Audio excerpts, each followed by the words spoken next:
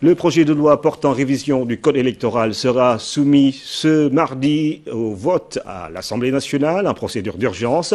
Une décision du chef de l'État qui a reçu aujourd'hui les conclusions du cadre de concertation de la commission ad hoc chargée de réfléchir sur le processus électoral après la réforme constitutionnelle qui aboutit à la loi sur le parrainage par Biram Bikenyai.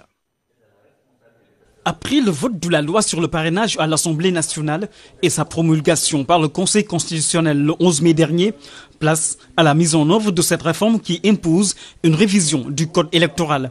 Le gouvernement se fait fort de vos généreuses contributions et se réjouit de vos précieux avis d'experts qui justifient amplement le retrait du texte initial du projet de loi portant modification du code électoral et son examen en Conseil des ministres convoqué spécialement ce jour après notre rencontre et évidemment la soumission du projet en procédure d'urgence à l'Assemblée nationale dès demain. Pendant 53 jours, la commission ad hoc a réfléchi sur les incidences dans la législation électorale du Sénégal qui découle de la réforme constitutionnelle qui aboutit à la loi sur le parrainage. S'y ajoute la nécessité de s'inspirer d'autres expériences.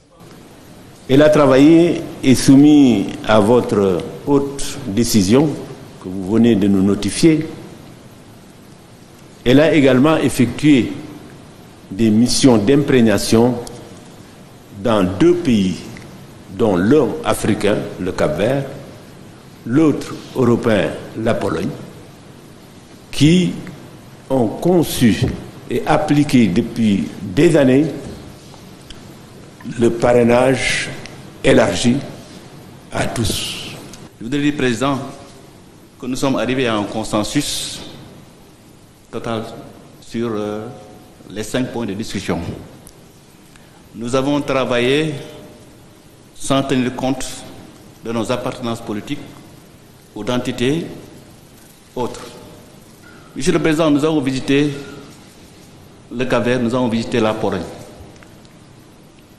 Nous ne pensons pas que ce système-là est meilleur que le nôtre. Mais à la différence de ces pays, c'est que les acteurs ont confiance au système. Le président Macky Sall maintient la dynamique du dialogue avec la classe politique pour l'organisation d'élections libres et transparentes. Sur le parrainage, je vous ai dit à 1%, personnellement, moi je suis prêt à l'accepter. Parce qu'encore une fois, ce qui est recherché, ce n'est pas de bloquer des électeurs ou des partis ou même des indépendants.